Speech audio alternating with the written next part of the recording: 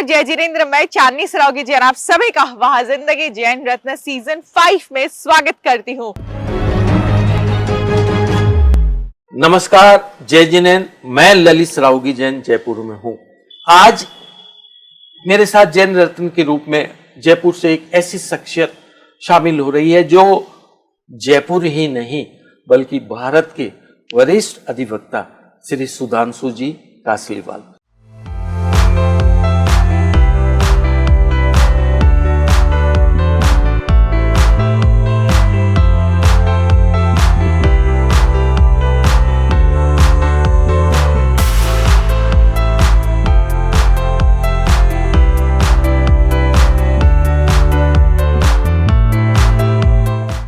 जय जिनेंद्र। आप अपने परिवार के बारे में आप कुछ बताएं। मेरे पिताश्री का नाम श्री रामचंद्र कासलीवाल और मेरी माताजी का नाम श्रीमती ललिता देवी कासलीवाल। मेरे पिताश्री भी वकील थे और अपने ज़माने में जयपुर और राजस्थान के जाने माने वकीलों में से रहे। मेरी माताश्री भी उस ज़माने में ग्रेजुएशन तक की शिक्षा 16 साल की उम्र तक प्राप्त कर ली थी। मेरे ग्रेट ग्रैंडफादर, उनको स्टेट से टाइटल मिला हुआ था फौजदार धन्नालाल कासलीवाल, और ये टाइटल स्टेट ने उनकी सर्विसेज को देख के दिया। वो उस जमाने में भी 150 साल पहले भी ग्रेजुएशन उन्होंने कर लिया था। उन्हें 9 लैंग्वेजेस आती थी। सुधांशु जी, आप वकालत के क्षेत्र में किस साल में आप प्रवेश किए और कितने साल हो गए आपको वकालत करते हुए? मैंने वकालत 1971 में शुरू करी और इस तरह से करीब करीब 51-52 साल में वकालत कर चुका हूँ। आप लोग कितने भाई बहन हैं? हम 4 भाई और 2 बहनें हैं। आपको संतान कितनी है? मेरी 3 पुत्रियां हैं, सुरुचि, सुरभि और सुकृति। आप वकालत के क्षेत्र में जहां प्रसिद्ध है उससे ज्यादा धार्मिक क्षेत्र में और समाज के क्षेत्र में आपका नाम लिया जाता है, तो आप ये वक्त कैसे निकाल लेते हैं? मेरे पिताश्री भी सामाजिक कार्य हमेशा से करते रहे। उनके पच्चनों पर मैंने चलने का प्रयास किया और मैंने कुछ सामाजिक कार्य आज से करीब 35 साल पहले प्रारंभ किए। कम किए किंतु किए। फिर धीरे धीरे जब मेरी 3 लड़कियों की शादियां हो गई, सेटल हो गई अच्छे से अच्छे तरीके से, तब मैंने धीरे धीरे अपने सामाजिक कार्य बढ़ाए, धार्मिक कार्य बढ़ाए और प्रोफेशन को प्रोपोर्शनेटली कम किया। सर, ये तो मैं जानता हूं कि आप जैन समाज का जो अतिशयकारी क्षेत्र है श्री महावीर जी, आप उसके अध्यक्ष हैं और आपके कार्यकाल में इस क्षेत्र में अद्भुत काम हुआ है। न केवल मंदिर के लिए काम हुआ है बल्कि गांव के लिए, अगल बगल के क्षेत्रों के लिए भी काम हुआ है। इसके अलावा आप किन किन ट्रस्ट से, किन किन संस्थाओं से आप जुड़े हुए हैं? देखिए, धार्मिक काम एक अलग है और सामाजिक काम अलग है। सामाजिक काम में एक तो एजुकेशन से संबंधित, एक मेडिकल से संबंधित और एक फिलैंथ्रोपी से संबंधित। तो इस प्रकार मैं चारों क्षेत्रों में काम करता हूं। मैं धार्मिक क्षेत्र में, जैसे आपने कहा, इसी तरह से मैं और भी धार्मिक ट्रस्टों में जुड़ा हुआ हूं।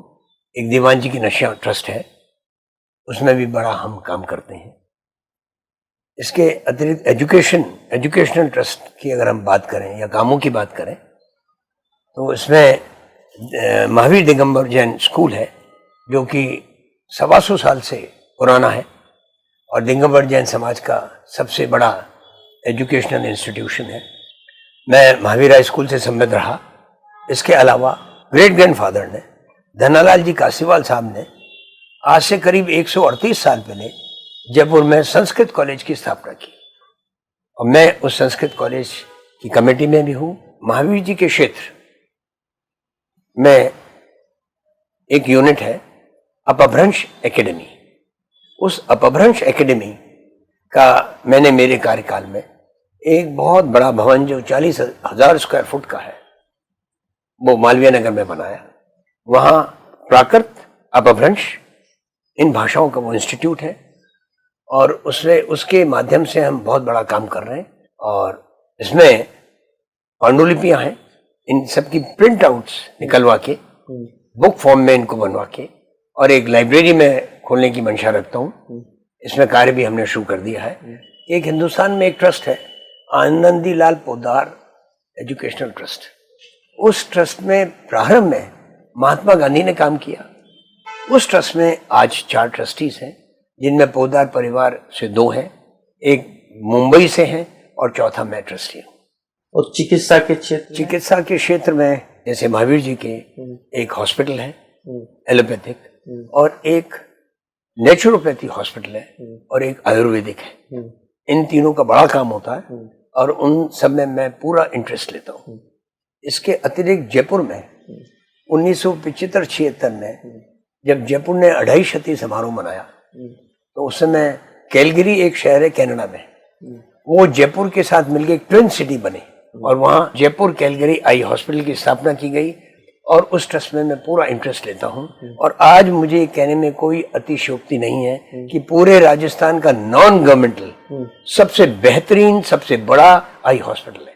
शिक्षा के क्षेत्र में और क्या काम आपके द्वारा? शिक्षा के क्षेत्र में मैंने मेरे माता पिता के नाम से एक एंडाउमेंट बनाया हुआ है और दिगंबर जैन महावीर स्कूल में हर साल 0 आवर एक्टिविटी में जो सबसे बेहतर करता है उस बच्चे को रनिंग ट्रॉफी दी जाती है, उसके घर ले जाने के लिए ट्रॉफी दी जाती है और कैश प्राइजेस दी जाती है 15 अगस्त को।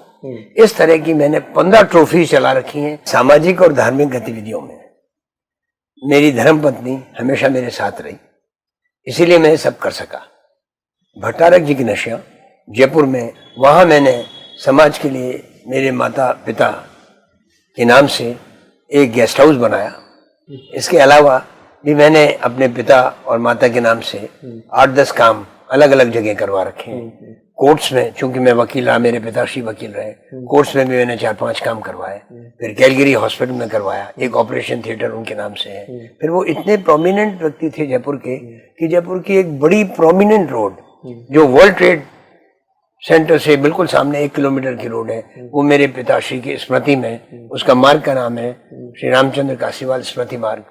इस प्रकार से और हमेशा से, यानी पिछले कम से कम 25 साल से लॉयर्स और जजेस के क्रिकेट के मैच करवाते हैं पिताश्री के याद में। तो इस तरीके से सभी काम होते रहते हैं। डिस्ट्रिक्ट कोर्ट की बार एसोसिएशन एशिया की सबसे बड़ी बार एसोसिएशन है। टाइम टू टाइम मैंने वहाँ वर्कशॉप भी खोले, ई लाइब्रेरी भी खोली, कंप्यूटराइज भी कराए, कमरों को एयर कंडीशन भी कराया। और जब मेरे 50 साल वकालत के पूरे हुए तो ये कोरोना के वक्त, अगर आपको ध्यान होगा, अदालतें बंद हो गई थी और वर्चुअल हियरिंग शुरू हो गई थी।